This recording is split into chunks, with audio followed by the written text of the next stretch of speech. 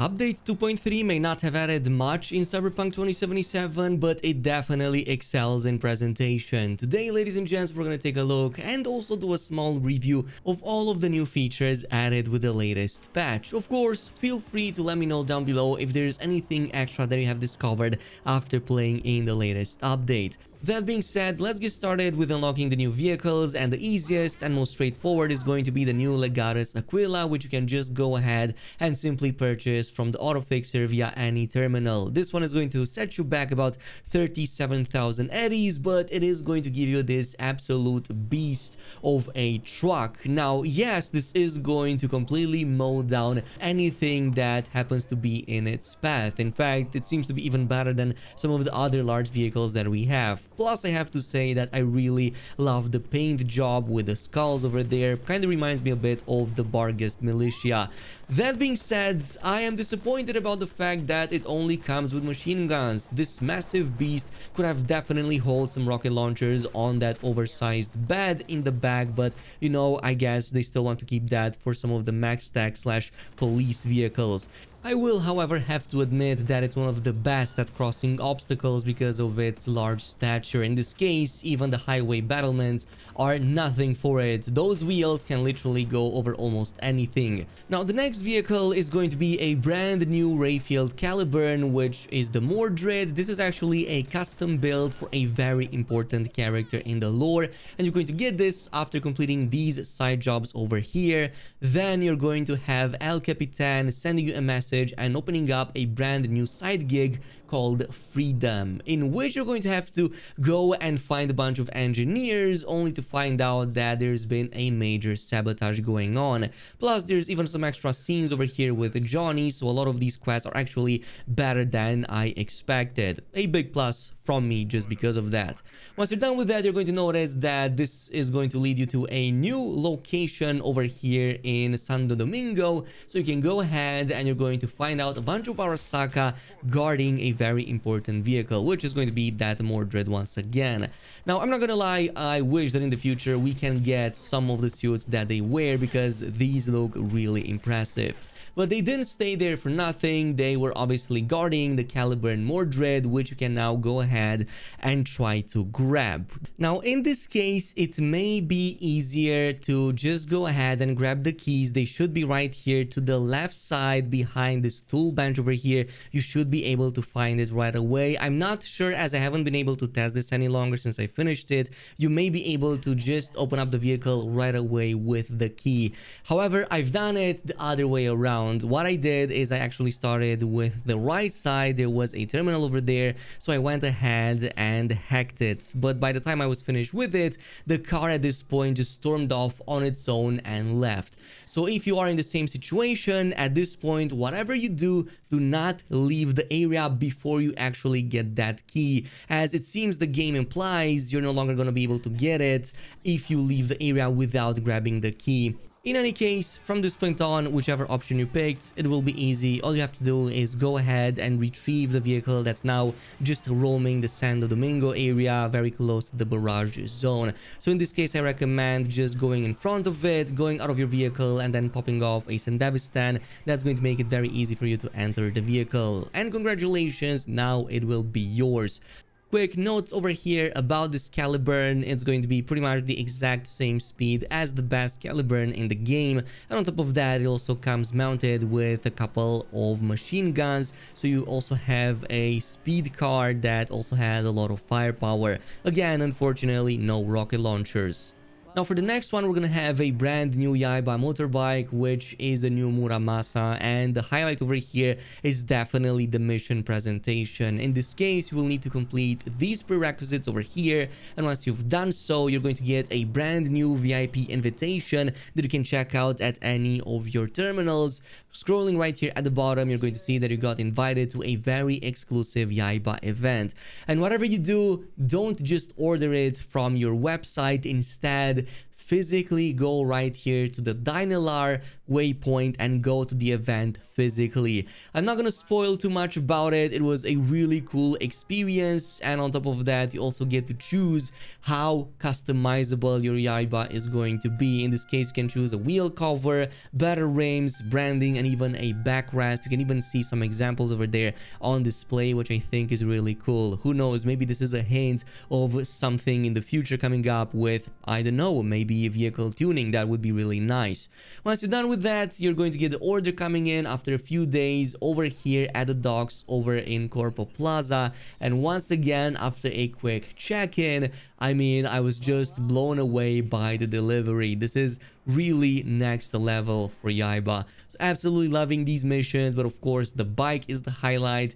It's super quick, features some really cool interesting animations, and of course because of the update it can also use the Crystalcoat technology to change its colors. So give it a go. I think it's actually pretty awesome. But probably the coolest, and I believe this makes it also the fastest new vehicle in the game, is going to be the brand new Yaiba Semimaru. So in this case, a brand new vehicle that you get via a special mission. This is actually going to unlock after you have completed quite a lot of River's own questline, as well as the one for Claire, point at which, yeah, in this case, you're going to get contacted by River for a brand new mission. In this case, to retrieve this really cool vehicle right here. So for this, you're going to need to head over to the highway up north and basically just go over there until you see it spawning.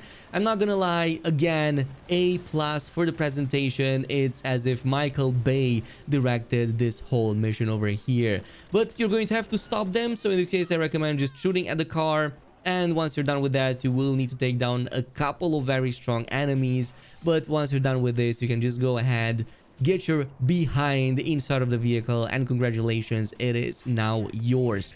This is likely going to be the fastest new vehicle in the game from the looks of it. It's about 30 extra horsepower compared to even the best Caliburn. So much so that even Johnny has something to say if you speed up way too quickly with it.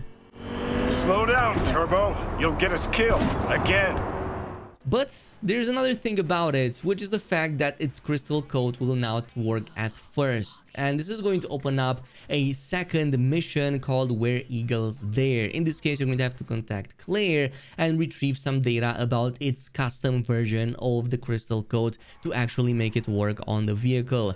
That's going to be rather quickly, but once you're done with that, you now get to unlock some really cool, let's just say, color schemes over there, depending which ones you bought or found out in the wild. And I'm not gonna lie, some of them actually look pretty nice, especially the purple and the green variant, but again, it depends which ones you found out into the open world.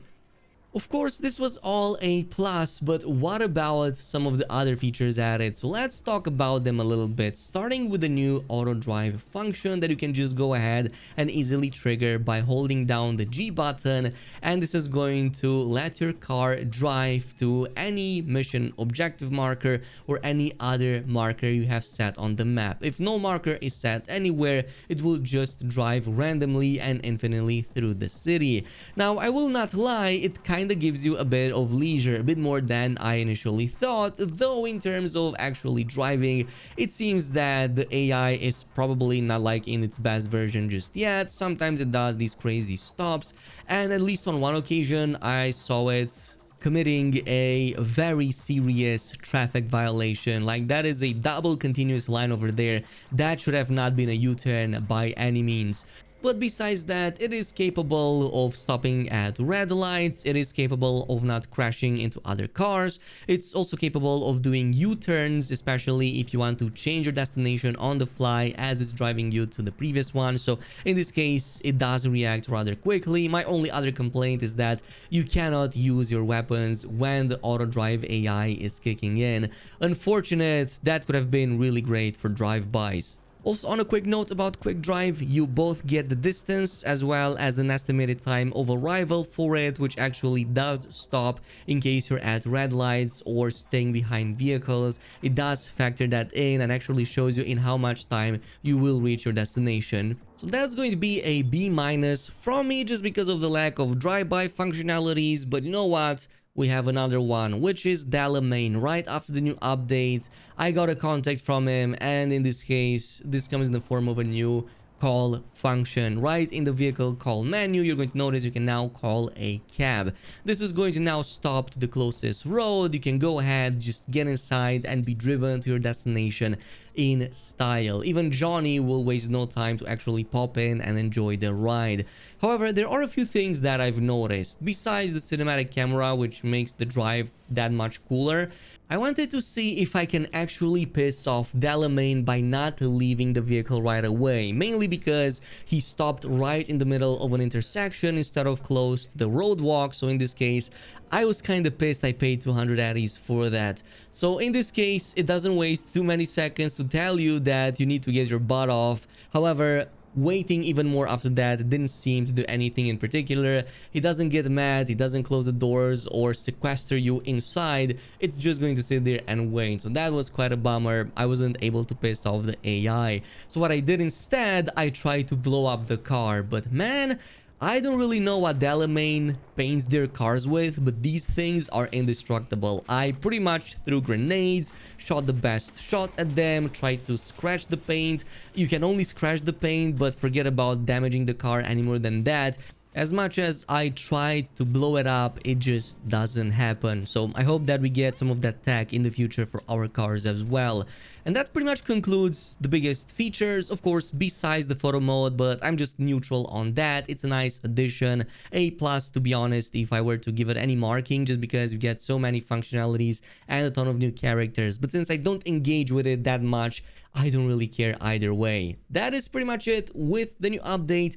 Do let me know down below in the comments if you did encounter any cool or interesting changes that haven't been talked about, like anything in terms of maybe nerfs, buffs, secrets or whatnot, and I will see you guys in the next video.